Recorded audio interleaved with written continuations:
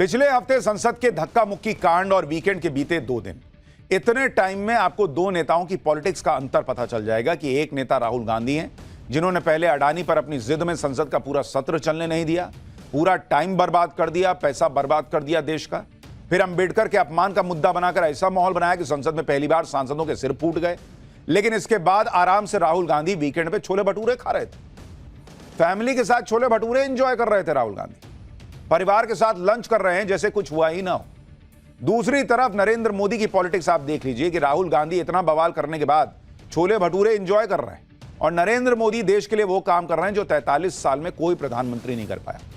Narendra Modi Kuwait गए थे, वहां पर देश के लिए ऐसा सम्मान लेकर आए जो आज तक कोई प्रधानमंत्री नहीं ला पाया है। यह है दोनों की पॉलिटिक्स में फर्क। एक के हाथ में छोला भटूरा ही है, दूसरे के हाथ में अवार्ड ही अवार्ड है। नरेंद्र मोदी के खिलाफ इंडी गठबंधन ने न जाने कितने गड्ढे खोदे, लेकिन जितने भी गड्ढे इंडी गठबंधन खोदता है वो आखिरकार उन गड्ढों में खुद ही गिरता है। तो इसलिए कोई नई चीज नहीं है। जैसे आप देखिए कि अंबेडकर का नाम लेकर इतना नाटक किया, सोचा था कि नरेंद्र मोदी को इससे घेर लेंगे, लेकिन एक तो इस नाटक के चक्कर में खुद कांग्रेस एक्सपोज हो गई, क्योंकि अंबेडकर का इतना अपमान कर रखा है कांग्रेस ने, वो हिस्ट्री खोल दी हमने। उधर राहुल गांधी के जेल जाने की नौबत आ गई, यानी लेने के देने पड़ गए कांग्रेस को।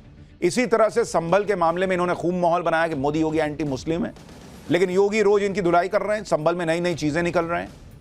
ऊपर से नरेंद्र मोदी ने उस कुवैत जाकर इनके एजेंडे की धज्जियां उड़ा दी, जो कुवैत इस्लामिक राष्ट्र है, मुस्लिम देश है, लेकिन नरेंद्र मोदी के सम्मान में इस तरह से कुवैत बिछ गया कि एंटी मोदी एजेंडा चलाने वाले भी हैरान रह गए। विपक्ष ने संभल का नाम लेकर पीएम मोदी और सीएम योगी के खिलाफ एंटी मुस्लिम वाला नैरेटिव चलाया। उधर मुस्लिम देश कुवैत ने पीएम मोदी को सबसे बड़ा सम्मान देकर इस नैरेटिव को ही ध्वस्त कर दिया। इंडी गठबंधन ने पीएम मोदी के खिलाफ एंटी दलित, एंटी ओबीसी होने का नैरेटिव चलाया। आज पीएम मोदी ने ऐसे फैक्ट सामने रखे कि यह नैरेटिव भी पानी पानी हो गया। इंडी गठबंधन ने पीएम मोदी के खिलाफ युवाओं को नौकरी न देने का नैरेटिव चलाया। पीएम मोदी ने आज इस नैरेटिव के भी सारे पेच ढीले कर दिए।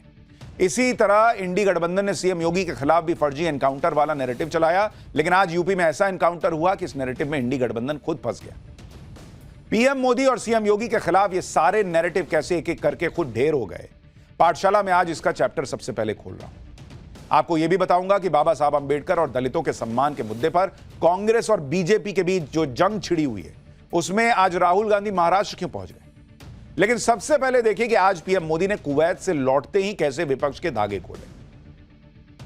मोदी सरकार को लेकर इंडी गठबंधन का सबसे बड़ा आरोप यह रहता है कि मोदी सरकार में युवाओं को नौकरियां नहीं मिल रही, बेरोजगारी दर बढ़ गई है, पीएम मोदी युवाओं के लिए कुछ नहीं कर रहे। लेकिन आज पीएम मोदी ने विपक्ष के इन आरोपों का तगड़ा जवाब दिया। पीएम मोदी ने कहा कि उनकी सरकार ने पिछले 1.5 साल में 10 लाख पक्की सरकारी नौकरियां दी हैं, और यह सिर्फ नौकरियां देने की बात नहीं है, बल्कि मोदी सरकार ने रिकॉर्ड नौकरियां दी हैं जो पहले किसी सरकार ने इस तरह से नहीं दी, यह भी उन्होंने दावा किया। एक बार पीएम मोदी को सुनिए, फिर आपको बताऊंगा कि विपक्ष, पीएम मोदी के खिलाफ विपक्ष जो दलित विरोधी, ओबीसी विरोधी होने का आरोप लगा रहा है, वो आरोप भी कैसे आज गलत साबित हुआ। बीते 1.5 साल में लगभग 10 लाख युवाओं को हमारी सरकार ने पक्की सरकारी नौकरी दी है। ये अपने आप में बहुत बड़ा रिकॉर्ड है। पहले की किसी भी सरकार के समय इस तरह मिशन मोड में युवाओं को भारत सरकार में पक्की नौकरी नहीं मिली है। लेकिन आज देश में न केवल लाखों युवाओं को सरकारी नौकरियां मिल रही हैं, बल्कि ये नौकरियां पूरी ईमानदारी और पारदर्शिता के साथ दी जा रही है। पारदर्शी तरीके से 1.5 साल में 10 लाख पक्की सरकारी नौकरी दे देना कोई मामूली बात नहीं।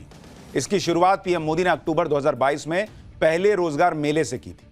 कुवैत से लौटते ही आज सुबह पीएम मोदी ने एक ऐसे ही रोजगार मेले को संबोधित किया। इस रोजगार मेले में देश की अलग अलग 45 जगहों से 71,000 लोगों को सरकारी नौकरी के नियुक्ति पत्र बांटे।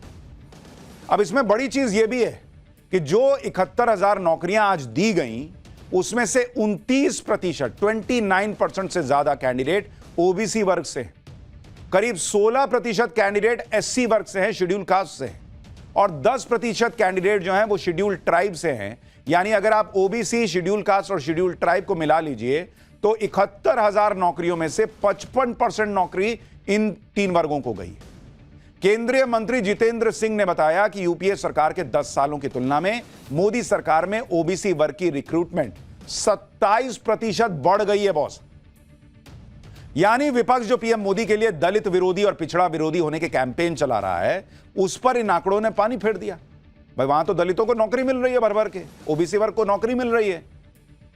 लेकिन लगातार हार के बाद भी राहुल गांधी इस चीज को समझने को तैयार नहीं। वो अब भी पीएम मोदी के खिलाफ अडानी संविधान वाला एजेंडा चला रहे हैं। राहुल गांधी आज महाराष्ट्र के परभणी गए। इसी महीने की शुरुआत में परभणी में हिंसा भड़क गई थी, 2 लोगों की मौत हुई थी।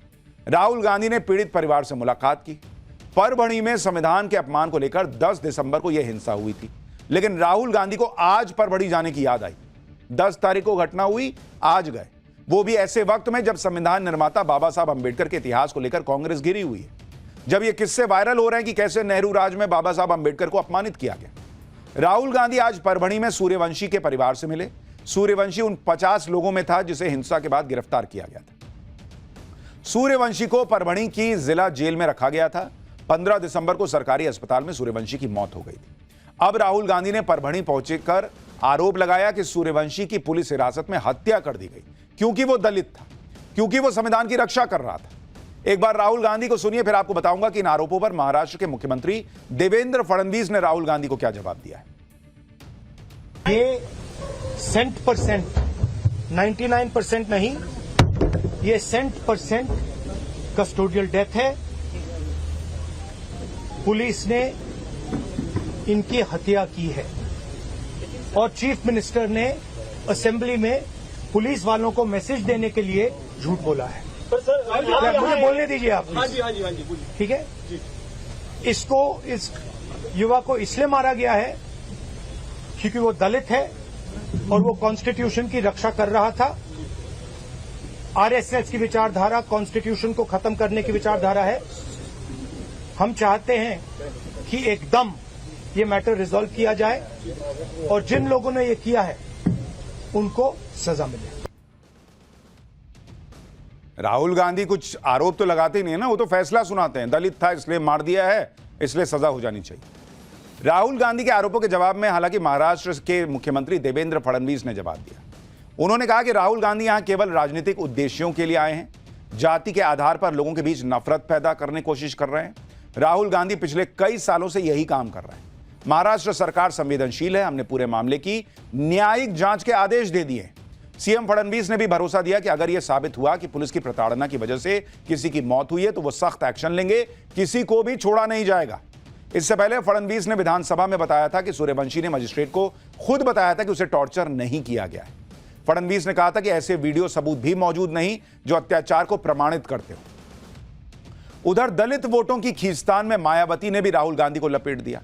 मायावती ने कहा कि कांग्रेस नेता का परभणी जाना घड़ियाली आंसू है, क्योंकि बाबा साहब के रहते हुए और उनके देहांत के बाद भी कांग्रेस का उनके और उनके अनुयायियों के लिए, के हित के लिए और कल्याण के प्रति रवैया हमेशा जातिवादी और तिरस्कारी रहा है। इनको दलित और पिछड़ों की याद केवल इनके बुरे वक्त में आती है। राहुल गांधी महाराष्ट्र में दलितों की सियासत करने गए थे, लेकिन उनकी पार्टी का अतीत ही उनका पीछा नहीं छोड़ रहा। दूसरी तरफ पीएम मोदी हैं, जिनके खिलाफ विपक्ष भारत में यह माहौल बनाता कि मोदी सरकार में मुसलमानों की हालत खराब है। संभल हिंसा को लेकर अखिलेश यादव ने यहां तक कह दिया कि मोदी योगी के राज में भारत में मुसलमानों को दूसरे दर्जे का नागरिक समझा जाता है। लेकिन पीएम मोदी के कुवैत दौरे ने विपक्ष के इस एजेंडे पर भी बुलडोजर चला दिया। मुस्लिम देश कुवैत में पीएम मोदी का जबरदस्त स्वागत हुआ। कुवैत ने प्रधानमंत्री मोदी को अपने सर्वोच्च नागरिक सम्मान द ऑर्डर ऑफ मुबारक अल कबीर से सम्मानित किया है। पीएम मोदी को मिले इस अवार्ड को देखकर इंडी गठबंधन के सीने पर सांप लौट गया होगा, क्योंकि वो तो दिन रात यही माहौल बना रहा है कि पीएम मोदी के राज में मुसलमान खतरे में। वहां इस्लामिक राष्ट्र कह रहा है कि अरे बॉस गजब है, आप लीजिए ये हमारा अवार्ड लीजिए सबसे बड़ा वाला। तो मुस्लिम देश पीएम मोदी का जबरदस्त फैन बना जा रहा है। पीएम मोदी का एयरपोर्ट पर रेड कारपेट वेलकम हो रहा है। यहां लोग कह रहे हैं कि अरे ये तो मुसलमानों के खिलाफ है। गार्ड ऑफ ऑनर भी मिला भाई पीएम मोदी को, सबसे बड़ा सम्मान दिया गया। कुवैत के प्रधानमंत्री खुद नरेंद्र मोदी को सी ऑफ करने एयरपोर्ट तक आए। ये देखिए, ये तस्वीर देखिए बॉस, वेलकम तो हुआ ही हुआ। जब जाने लगे पीएम मोदी तो वहां के जो प्रधानमंत्री हैं कुवैत के, वो आए छोड़ने कि चलिए हम आपको छोड़ते हैं।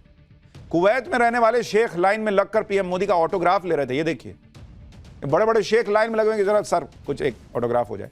कुवैत में बसे भारतीय, जिसमें मुस्लिम समुदाय की अच्छी खासी संख्या है, उन्होंने पीएम मोदी का जबरदस्त स्वागत किया भाई वहां पर। दोनों देशों के रिश्तों को मजबूत करने के लिए कुवैत में पीएम मोदी को सर्वोच्च सम्मान दिया गया। कुवैत में यह सर्वोच्च सम्मान 1974 से दिया जा रहा है। अब तक यह अवार्ड जिन ग्लोबल लीडर्स को दिया गया उसमें अमेरिका के पूर्व राष्ट्रपति रहे बिल क्लिंटन और जॉर्ज बुश शामिल हैं। कुवैत का यह सम्मान राष्ट्रीय अध्यक्षों के अलावा विदेशी शाही परिवारों के सदस्यों को दिया जाता है। प्रिंस चार्ल्स को भी इससे सम्मानित किया गया था। पिछले 43 साल में कुवैत जाने वाले पीएम मोदी पहले भारतीय प्रधानमंत्री हैं। कुवैत में पीएम मोदी ने भारतीय समुदाय को संबोधित भी किया, तो यही कहा कि कुवैत जाने में 4 घंटे लगते हैं, लेकिन भारत के प्रधानमंत्रियों को 4 दशक लग गए वहां जाने में। एक बार पीएम मोदी को सुनिए, फिर आपको उन मुस्लिम देशों की लिस्ट बताऊंगा जो पीएम मोदी के जबरा फैन बने बैठे हैं। 43 इयर्स के बाद भारत का कोई प्रधानमंत्री कुवैत आया है।